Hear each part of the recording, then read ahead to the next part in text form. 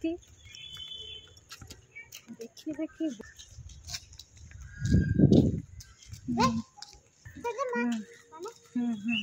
এভাবে চলো এভাবে চলো। আমরা পার্লারে চুল কাটতে যাচ্ছি না। হ্যাঁ কোথায় যাচ্ছি বলো তো? পার্লারে চুল কাটতে যাচ্ছি। হ্যাঁ না হ্যাঁ তাহলে তো তোমরা শুনতে পেলেই মিঠি কি বলছে। কোথায় যাচ্ছে এবার বলে দাও তো? পার্লারে চুল কাটতে যাচ্ছি। পার্লারে চুল কাটতে যাচ্ছে। তাহলে তোমরা দেখবে তো পুরোটা আমার হেয়ার কাটিং কিরকম হয় পুরোটা দেখো কিন্তু। হ্যাঁ তো চলো সোজা পার্লারে গিয়ে দেখা হচ্ছে। চল। হ্যাঁ হ্যালো বন্ধুরা, তোমাদের সবাইকে আমাদের চ্যানেলের আরও একটা নতুন ব্লগে ওয়েলকাম। আজকে দিনটা হচ্ছে সানডে আর মিঠিকে নিয়ে গেছিলাম একটু আগে হেয়ার কাটিং করাতে। তারপরে এখন দেখতে পাচ্ছ সোজা ঘরের বেসে। অ্যাকচুয়ালি আমরা যে গেছিলাম না পার্লারে প্রচণ্ড ভিড় ছিল, আমি চলে এসেছিলাম। চলে আসার পর কিছুটা রান্না এগিয়ে রেখেছিলাম, আবারও সরি উপরে ফ্যান চলছে বহুত জোরে হাই স্পিডে। তো এখন তারপরে এসে রান্নাটা করে নিলাম। এখন ওরা টাইম দিয়েছিল 1:30টার সময় আসতে, এখন প্রায় 1:30টা বাজতে যায়। এখন আবার মা মেয়ে টুকটুক করে হাঁটতে হাঁটতে পার্লারে যাব। তারপরে দেখি মিঠির হেয়ার কাটিংটা আজকে ফাইনালি হয় কি না। একবার তো ঘুরে এলাম, পাগল একটা দেখছো। চলো আমিও একটা পাগল, রান্না এগিয়ে রেখেছে মানে রান্না পুরো কমপ্লিটই হয়ে গেছে। এবার শুধু হেয়ার কাটিং করে এসে লাঞ্চ করার পালা। আজকে রান্নাতে তেমন কিছুই না, ডাল ছিল, শুধু ভাত করেছি। আর সানডে আর থার্সডেতে চিকেন হয় জানোই, মিঠিও খুব ভালো খায় আর আমারও ফেভারিট, তো চিকেন হয়েছে। বাস রান্না কমপ্লিট। আর আমি বলছি রান্না এগিয়ে রেখেছি। তো চলো রান্নাটা তোমাদের সাথে শেয়ার করে দিই। তো চলো বন্ধুরা তোমাদেরকে ঝটপট করে মেনুটা দেখিয়ে দিই। এই যে ভাত উপুর করে নিয়েছি আর দেখো কতগুলো বাসন বেরিয়েছিল ব্রেকফাস্টের, সেটা একটু ম্যানেজ করে কিছুটা এই ভাতের হাঁড়ির পাশে দেখতে পাচ্ছ রেখেছি পেছনটাতে, আর কিছুটা এই বাসনের ঝুড়ির উপর ম্যানেজ করে রেখেছি। আসলে বাসনের ঝুড়িটা হয়ে গেছে ছোটো আর বাসন হয়ে গেছে অনেক বেশি। তো এই ব্রেকফাস্টের বাসন আর কি চায়ের বাটি, তোমাদের দাদার মিক্সির জার, ওর দুধের বাটি, এগুলোই আর কি। তো আর এখানে দেখো গরম গরম চিকেন একদম রেডি, চিকেন কারি, ব্যাস আর ডাল বানানো হয়েছে। তো চলো তোমাদের সাথে মেনু শেয়ার করা হয়ে গেছে, এবার বেরিয়ে পড়ি মামে। তো এখানে মিঠির লাস্ট চুলটা দেখে নিই, আবার অনেকগুলো মাস পর এরকম চুল ওর আমরা দেখতে পারবো।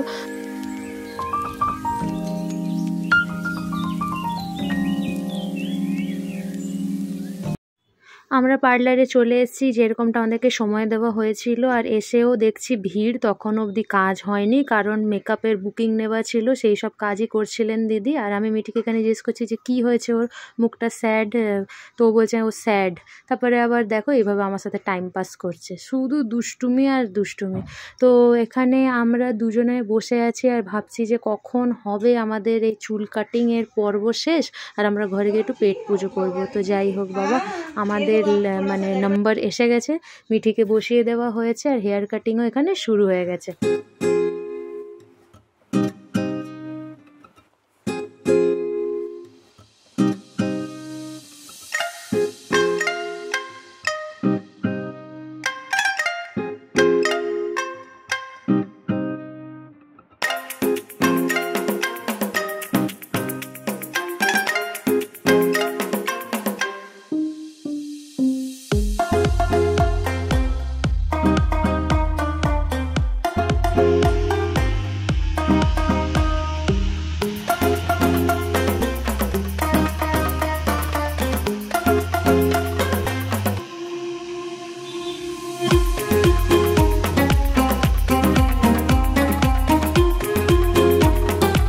তো বন্ধুরা ফাইনালি মিঠির এখানে হেয়ার কাটিং ডান। তো তোমরাই দেখে বলো তোমাদের মিঠি সোনাকে কীরকম লাগছে আর আগের চাইতে একটু লুকটা চেঞ্জ হয়েছে কিনা।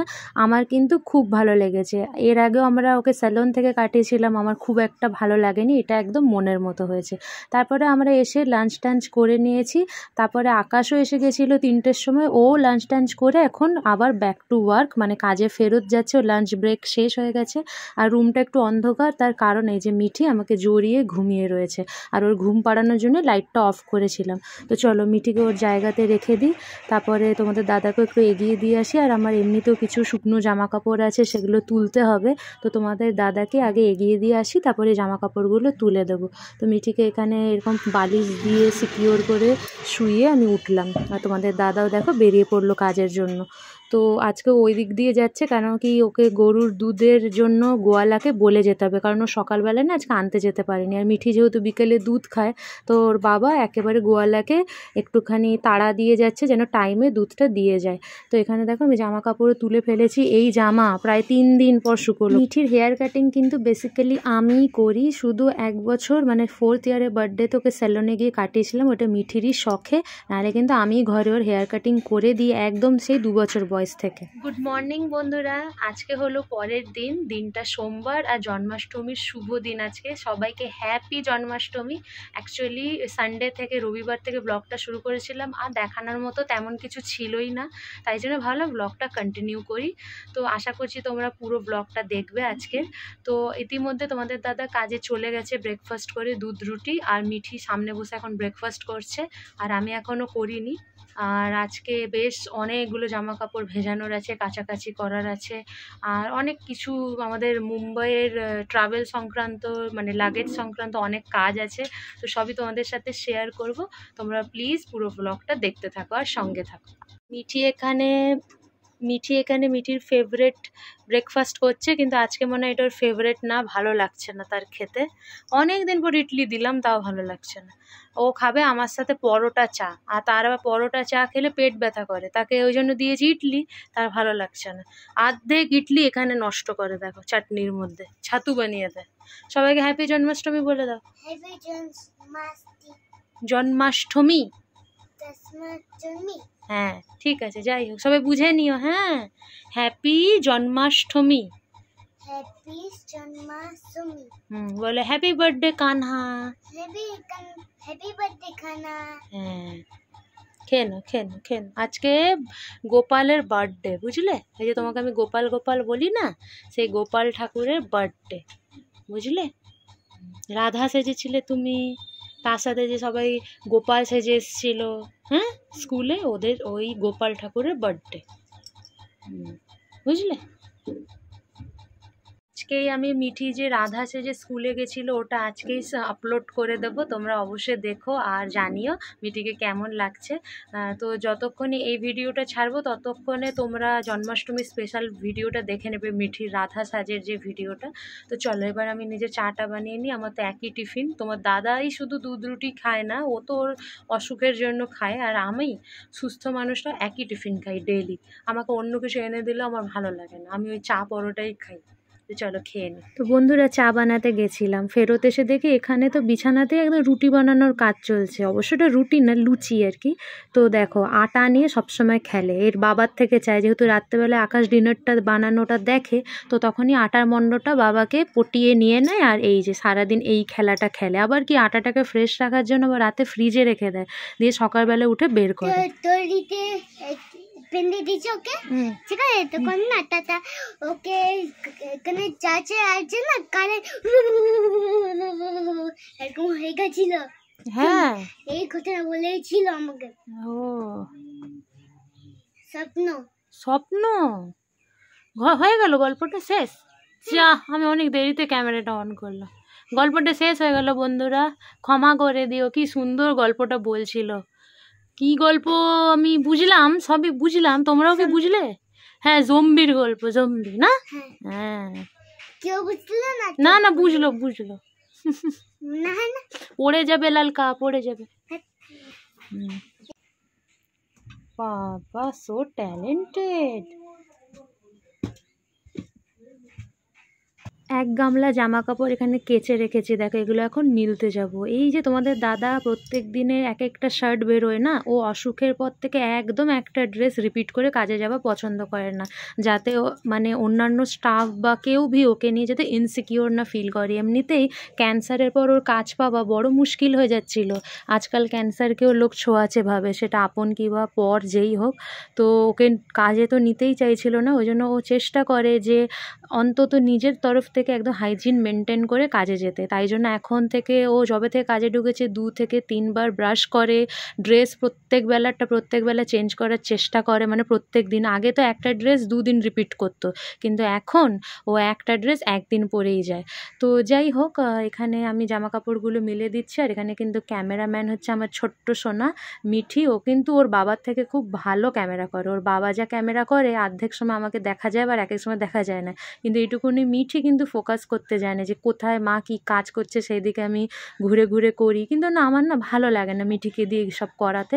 আসলে আমার স্ট্যান্ডটা ভেঙে গেছে, প্রত্যেকবারে স্ট্যান্ড কেনার আগে মনে হয় ওই টাকাটা এই জায়গাতে নষ্ট না করে সংসারের কাজে লাগিয়ে দিই। ওই জন্য আর মোবাইলের স্ট্যান্ডটা না কেনাই হচ্ছে না, কিনতে হবে। আমি না এবার বুঝতে পারছি যে এইভাবে হয় না, বাচ্চাটাকে ধরাচ্ছি ক্যামেরা, আমার নিজেরই কেমন যেন লাগে।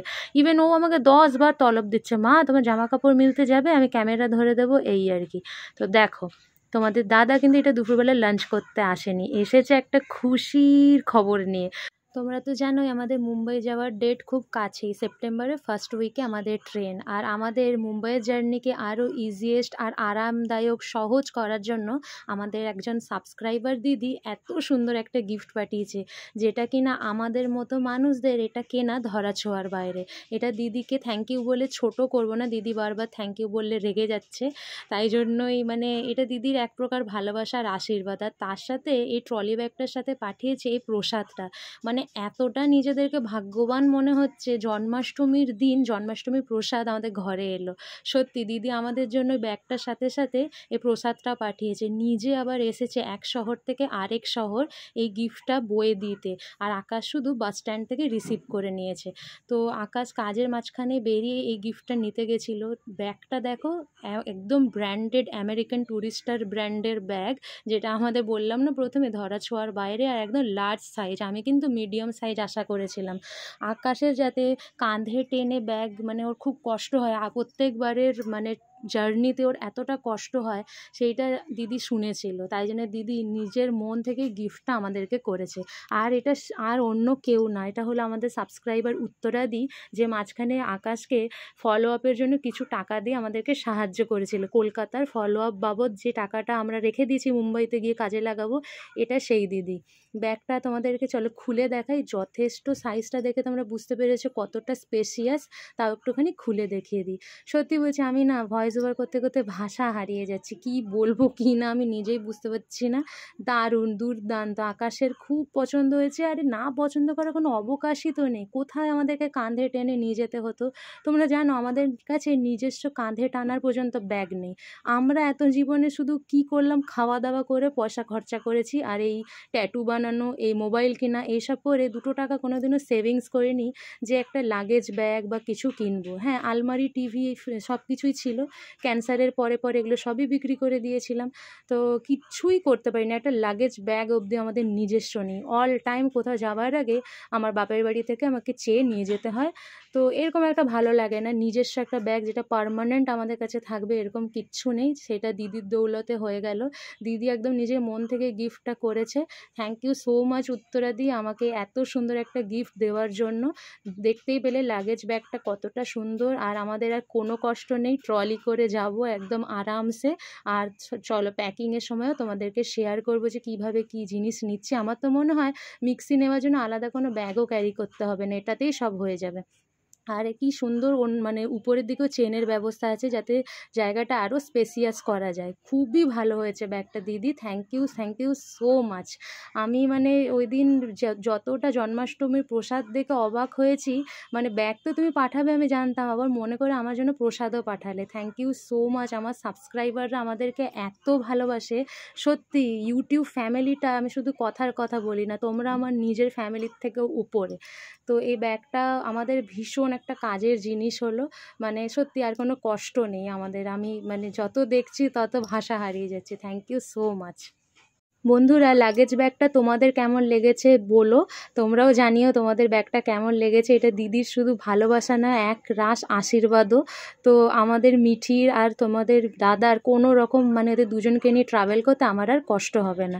আর এই যে জন্মাষ্টমীর প্রসাদ দেখো, এখানে কি নেই, সাদা নারকেলের নাড়ু, গুড়ের নারকেলের নাড়ু, তালের লুচি, তালের বড়া, তিলের নাড়ু, কত কিছু, সন্দেশ, মানে আমি কি বলবো, সমস্তটা পাঠিয়েছে দিদি। জন্মাষ্টমীর দিনে জন্মাষ্টমীর প্রসাদ পেয়ে নিজেদেরকে সব কিছুর থেকে বেরিয়ে একটুখানি ভাগ্যবান মনে হচ্ছে। থ্যাংক ইউ সো মাচ দিদি।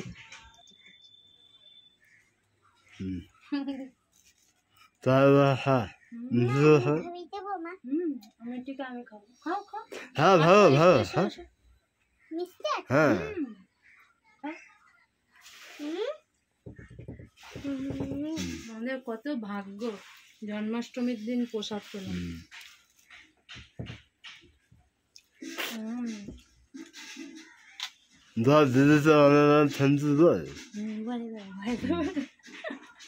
Thank you.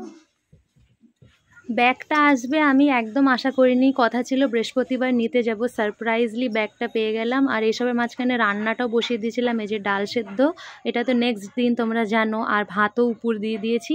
আর আজকে হবে, যেহেতু নেক্সট দিনও ব্লগটা কন্টিনিউ করছে, আর দিনটা জন্মাষ্টমীর দিন, তো আজকে একদম পিওর ভেজ রান্না হবে। তো বাজারের ব্যাগে দেখলাম তোমাদের দাদা একদম পারফেক্ট বাজার করেছে, পটল, তারপরে পেঁপে, আরও কত কিছু আছে, তারপরে এই যে আদা, নিরামিষ রান্নার মেন ইনগ্রিডিয়েন্টস। তো আমি ভাবলাম আজকে পটলগুলো রেখে দিই, আলু পেঁপে সবজি আর ডাল রান্না করব। তো এটাই হচ্ছে আজকের দিনের আমাদের একদম সর্টেড মেনু, একদম পিওর ভেজ। আর এমনিতেও দিনটা সোমবার, সেটা হলেও নিশ্চিন্ত। মুম্বাই যাওয়ার আগে মেন দুটো কাজ, একটা হলো লাগেজ ব্যাগের ব্যবস্থা, আর মিটির হেয়ার কাটিং, দুটোই হয়ে গেল। এইভাবেই আজকের ব্লগটা শেষ করলাম। ভালো লাগলে অবশ্যই লাইক করে দিও, নতুন হলে সাবস্ক্রাইব করতে ভুলো না। সবাই নিজের খেয়াল রেখো।